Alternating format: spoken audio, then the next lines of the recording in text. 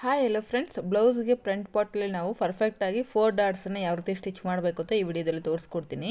ಇಲ್ಲಿ ನಾನು already lining ಮತ್ತು ಮೈನ್ ಫ್ಯಾಬ್ರಿಕ್ ಎರಡನ್ನೂ ಸೇರಿ ರೀತಿ ಜಾಯಿನ್ ಮಾಡ್ಕೊಂಡಿದ್ದೀನಿ. ಈಗ ಡಾಟ್ಸನ್ನು ಕೂಡ ಈ ರೀತಿ ಮಾರ್ಕ್ ಮಾಡ್ಕೊಂಡಿದ್ದೀನಿ ನೋಡಿ. ಡಾಟ್ಸನ್ನು ಈ ರೀತಿ ಮಾರ್ಕ್ ಮಾಡ್ಕೊಂಡಿದ ನಂತರ ಡಾಟ್ಸ್ ಸೆಂಟರಲ್ಲಿ ನಾವು ಈ ರೀತಿ ಸ್ಟಿಚ್ಚನ್ನು ಹಾಕ್ಕೋಬೇಕು. ಈ ರೀತಿ ಡಾಟ್ಸ್ ಸೆಂಟರಲ್ಲಿ ನಾವು ಸ್ಟಿಚ್ ಹಾಕೊಳ್ಳೋದ್ರಿಂದ ನೀವು ಡಾಟ್ಸನ್ನು ಸ್ಟಿಚ್ ಮಾಡ್ಕೊಳ್ಳೋದು ನಿಮಗೆ ಫಿನಿಶಿಂಗ್ ಅನ್ನೋದು ನೀಟಾಗಿ ಬರುತ್ತೆ. ಹಾಗೆ ಬ್ಲೌಸ್ ಫ್ರಂಟ್ ಪಾರ್ಟಲ್ಲಿ ಎಲ್ಲೂ ಕೂಡ ನಿಮಗೆ ರಿಂಕಲ್ಸ್ ಅನ್ನೋದು ಬರೋದಿಲ್ಲ. ಕೆಲವೊಂದು ಸಲ ನಾವು ಡೈರೆಕ್ಟಾಗಿ ಡಾಟ್ಸನ್ನು ಸ್ಟಿಚ್ ಮಾಡೋಕ್ಕೆ ಹೋದಾಗ ನಮಗೆ ಡಾಟ್ಸನ್ನು ಸ್ಟಿಚ್ ಮಾಡಿದಾಗ ಮೈನ್ ಫ್ಯಾಬ್ರಿಕ್ ಅನ್ನೋದು ಒಳಗಡೆ ಡಾಟ್ಸ್ ಒಳಗಡೆ ಸೇರಿರೋಲ್ಲ. ಅಂದರೆ ನಾವು ಲೈನಿಂಗನ್ನು ಮಾತ್ರ ನಾವು ಸ್ಟಿಚ್ ಮಾಡಿರ್ತೀವಿ. ಫ್ರಂಟ್ ಪಾರ್ಟಲ್ಲಿ ನಮಗೆ ರಿಂಕಲ್ಸ್ ಅನ್ನೋದು ಬಂದುಬಿಡುತ್ತೆ. ಹಾಗೆ ಫ್ರಂಟ್ ಕಪ್ ಶೇಪ್ ಅನ್ನೋದು ನಮಗೆ ಸರಿಯಾಗಿ ಕೂತ್ಕೊಳ್ಳೋದಿಲ್ಲ. ಮೈನ್ ಡಾಟನ್ನು ಸ್ಟಿಚ್ ಮಾಡುವಾಗ ನಾವು ಟ್ರಯಾಂಗಲ್ ಶೇಪಲ್ಲಿ ಏನು ಮಾರ್ಕ್ ಮಾಡ್ತೋ ಆ ರೀತಿ ಸ್ಟಿಚ್ ಹಾಕ್ದಿರೆ ಈ ರೀತಿ ಸ್ವಲ್ಪ ಕ್ರಾಸಾಗಿ ಮಾರ್ಕ್ ಮಾಡಿಕೊಂಡು ಈ ರೀತಿ ಕ್ರಾಸಾಗಿ ಸ್ಟಿಚ್ಚನ್ನು ಹಾಕ್ಕೊಂಡಾಗ ನಮಗೆ ಎಲ್ಲೂ ಕೂಡ ಪಾಯಿಂಟೆಡ್ ಅನ್ನೋದು ಬರೋದಿಲ್ಲ. ಡಾಟ್ಸನ್ನು ನಾವು ಸ್ಟಿಚ್ ಮಾಡಿದಾಗ ನಾವೇನು ಹೆಂಡ್ ಮಾಡ್ತೀವೋ ಅಲ್ಲಿ ನಮಗೆ ಪಾಯಿಂಟೆಡ್ ಅನ್ನೋದು ಬರ್ಕೊಡ್ದು. ಆಗಲೇ ನಿಮಗೆ ಫಿನಿಶಿಂಗ್ ಅನ್ನೋದು ನೀಟಾಗಿರುತ್ತೆ. ಹಾಗೆ ನಾವು ಈ ರೀತಿ ಮಿಡ್ಲಲ್ಲಿ ಸ್ಟಿಚ್ ಹಾಕ್ಕೊಂಡಿರೋದ್ರಿಂದ ನಾವು ಡಾಟ್ಸನ್ನು ಸ್ಟಿಚ್ ಮಾಡಿದಾಗ ಮೈನ್ ಫ್ಯಾಬ್ರಿಕ್ಕು ಮತ್ತು ಲೈನಿಂಗ್ ಎರಡೂ ಕೂಡ ಡಾಟ್ಸ್ ಒಳಗಡೆ ಈಕ್ವಲ್ ಆಗಿ ನಮಗೆ ಶೇರ್ ಆಗುತ್ತೆ.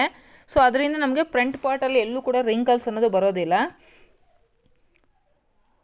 ಕೆಲವೊಂದು ನಮಗೆ ಬ್ಲೌಸ್ ಪೀಸಸ್ಸು ಜಾರ್ಜೆಟು ಸ್ಮೂತಾಗಿರೋಂಥ ಫ್ಯಾಬ್ರಿಕ್ಸ್ ಬಂದಾಗ ಈ ಮೆಥಡನ್ನು ನೀವು ಫಾಲೋ ಮಾಡಿಕೊಂಡು ಡಾಟ್ಸನ್ನು ಸ್ಟಿಚ್ ಮಾಡಿಕೊಂಡ್ರೆ ನಿಮಗೆ ಫಿನಿಶಿಂಗ್ ಅನ್ನೋದು ನೀಟಾಗಿ ಬರುತ್ತೆ.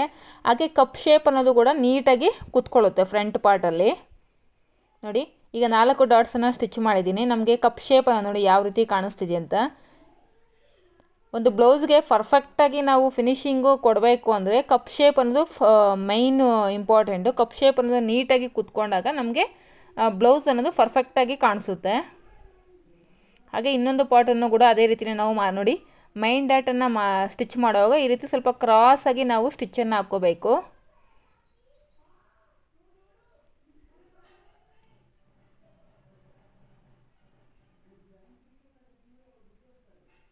ಕಂಪಲ್ಸರಿ ನೀವು ಕೂಡ ಈ ಮೆಥಡಲ್ಲಿ ಟ್ರೈ ಮಾಡಿ. ಹಾಗೆ ಹೇಗೆ ಬಂತು ಅಂತ ಕೂಡ ನನಗೆ ಕಮೆಂಟ್ ಮಾಡಿ ತಿಳಿಸ್ಕೊಡಿ ಫ್ರೆಂಡ್ಸ್.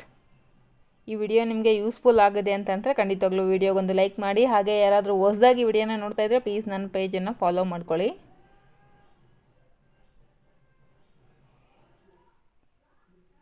ಯಾರಿಗಾದರೂ ಡಾಟ್ಸನ್ನು ಯಾವ ರೀತಿ ಮಾರ್ಕ್ ಮಾಡೋದು ಅಂತ ಗೊತ್ತಿಲ್ಲ ಅಂದರೆ ನನಗೆ ಕಮೆಂಟ್ ಮಾಡಿ ತಿಳಿಸ್ಕೊಡಿ. ಅದ್ರ ಬಗ್ಗೆನೂ ಒಂದು ವಿಡಿಯೋನ ಮಾಡ್ತೀನಿ. ಯಾವ ರೀತಿ ನಾವು 4 ಡಾಟ್ಸನ್ನು ಮಾರ್ಕ್ ಮಾಡ್ಕೊಳ್ಳೋದು ಅಂತ ಗೊತ್ತಿಲ್ಲ ಅಂದರೆ ನಾನು ಖಂಡಿತವಾಗ್ಲೂ ತಿಳಿಸ್ಕೊಡ್ತೀನಿ. ನೋಡಿ, 2 ಪಾರ್ಟ್ಸು ನಾವು ಈಗ ಡಾಟ್ಸನ್ನು ಸ್ಟಿಚ್ ಮಾಡಿದ ನಂತರ ನಮಗೆ ಕಪ್ ಶೇಪ್ ಅನ್ನೋದು ಯಾವ ರೀತಿ ಎದ್ದು ಕಾಣಿಸ್ತಿದೆ ಅಂತ. ಈ ರೀತಿ ಕಪ್ ಶೇಪ್ ಅನ್ನೋದು ನಮಗೆ ಕಾಣಿಸ್ಬೇಕು. ಆಗಲೇ ಬ್ಲೌಸ್ ಅನ್ನೋದು ಪರ್ಫೆಕ್ಟ್ ಫಿನಿಶಿಂಗ್ ಅನ್ನೋದು ಬರುತ್ತೆ.